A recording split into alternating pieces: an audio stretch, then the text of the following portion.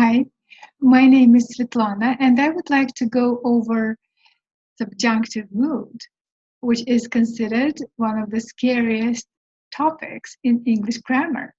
And this is also the reason why I placed this cute family of duck and ducklings in the hope that by the end of the session, you will feel more comfortable with the subjunctive mood. Okay, so first of all, why we need a subjunctive mood in everyday English? We have the indicative mood. Indicative mood helps us to express statements and opinions, such as the cat is fabulous, it's raining, it's a nasty weather. And the subjunctive mood is used to express conditional or imaginary statements which refer to an unreal or desirable or undesirable situations. Okay. First, we will talk about past perfect subjunctive, which is used to express unreal past situations. Past situations that are already in the past, they're in our memories. The link to those situations is already broken. And we use past perfect to express that situation or that attitude. And you know that perfect aspect is there to express precedence, to express prior action. And that's why we need it here. Now, this is an example. I wish. The sentence starts with I wish. So you're speaking now, you're saying it now, but you're talking about the situation that is left behind, that is left in the past. I wish they had arrived on time. And in parentheses is what we actually are saying. They didn't arrive on time. What we mean is they didn't arrive on time. I wish I had studied for my exam more. So it's gone. You can't change anything. You can only express your regret with the help of the subjunctive mood. I would have bought the dress if there hadn't been such a queue. There was a long queue, so I didn't buy the dress. Somebody may say, so why do we need to use subjunctive mood if we can say it this way? If we can say it using indicative mood? Absolutely right. But subjunctive mood offers you one of many other ways of saying the same thing. So it's about speech patterns, and subjunctive mood is just a set of different speech patterns to express what you can say in a different way. I would have gone to the picnic if it hadn't rained so hard. We are speaking about the past. We're explaining, we're expressing our excuses why we didn't go, why we didn't do it. Because if it hadn't rained so hard, you would have gone to it. But you didn't. So she would rather, or I would rather, my father would rather, we would rather, they would rather. This is another speech pattern. So she would rather I had gone to bed earlier. I didn't go to bed early. This is the meaning. And the expression or the speech pattern is she would rather I had gone to bed early. My father would rather I had studied medicine. I had studied medicine, but I didn't. So it's all gone. My parents would rather I had come home earlier. I would rather my friends had bought me another present. These are just random sentences made up by my students, and we need to make up more sentences because language is not knowledge. Language is a skill. And in order to develop a skill, to master a skill, you need to repeat something many times. And in order to avoid repetitive, boring, tedious action, we create several similar sentences. Sentences are identical in structure, but different in content. It also helps you understand that you can apply speech patterns to so many different situations. He seems as if he hadn't slept for days.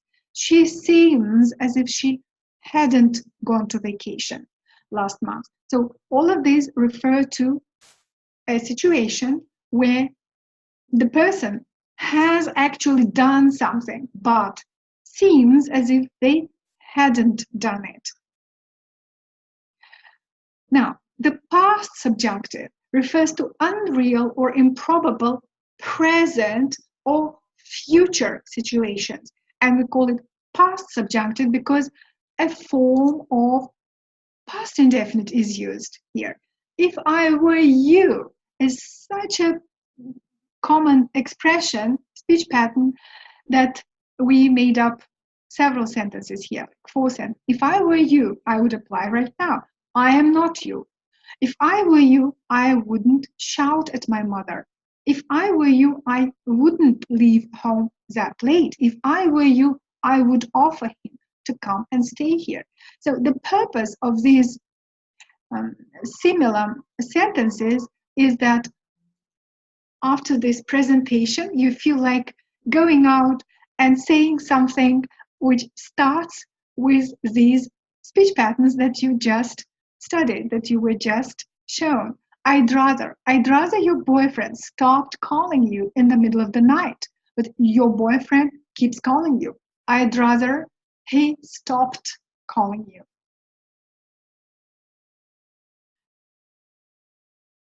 He looks as if he knew the answer, but we know that he doesn't know the answer, but he looks as if he knew the answer. He looks as if he were disappointed, although he is not disappointed. What would you do if you won the lottery? You probably won't win the lottery, will not win the lottery. So the probability of you winning the lottery is very, very small. You might not even play lottery. So what would you do if you won the lottery? It's just a hypothetical fantasy world that we are playing with these questions. It's time the kids were in bed. Kids are not in bed. Here I remember this set expression, which is actually a practical, a sentence that is practically used. Like, I need something urgently. When exactly do you need it? I need it yesterday. We say it in English. So this is very similar. It's time the kids were in bed. Now, right? It's time the agreement were signed. It's high time you grew up. It's about time you understood it. So past subjunctive is very good for that. I wish I were you. I wish you were here. I wish you were here. I wish I were there. Now, present subjunctive is all about mostly set expressions. There are a lot of set expressions that use present subjunctive. And the form of present subjunctive is the so-called bare infinitive. Bare infinitive is infinitive without particle to. It is mostly used in exclamations such as rest in peace, bless you, God save the king, be that as it may, let it be, so be it. Suffice it to say is another set expression that can be used in the middle, in the beginning, or at the end of the sentence. Suffice it to say means it is sufficient to say. And again, what is it? It's a bare infinitive. The form is bare infinitive. Now, let's go over the presentation very, very quickly. We use subjunctive mood when we want to express our attitude, when we want to express a conditional or imaginary statement that refers to an unreal or desirable or undesirable situation. And it is different from indicative mood, which we use just to express our opinions or statements. Yeah, and we use past perfect subjunctive to express unreal past situations. It is called past perfect subjunctive because past perfect form of the past perfect tense is used in it. And there is a number of speech patterns to practice and to adopt past perfect subjunctive in your language, in your everyday English. Now, past subjunctive is about present and future. It's time the kids were in bed. I wish I were you. It's called past subjunctive because we use the form of the past indefinite tense. And present subjunctive is used in set expressions mostly, and the present subjunctive form coincides with bare infinitive. Now, I want to emphasize that there's also a conditional sentence or sentence structure or sentence or pattern, speech pattern, that has very little to do with subjunctive mood. Like, if you come, we will go together. If you come today, we will go to the park together. So we will definitely go. There is no unreal or desirable or undesirable or improbability or improbable action involved in this.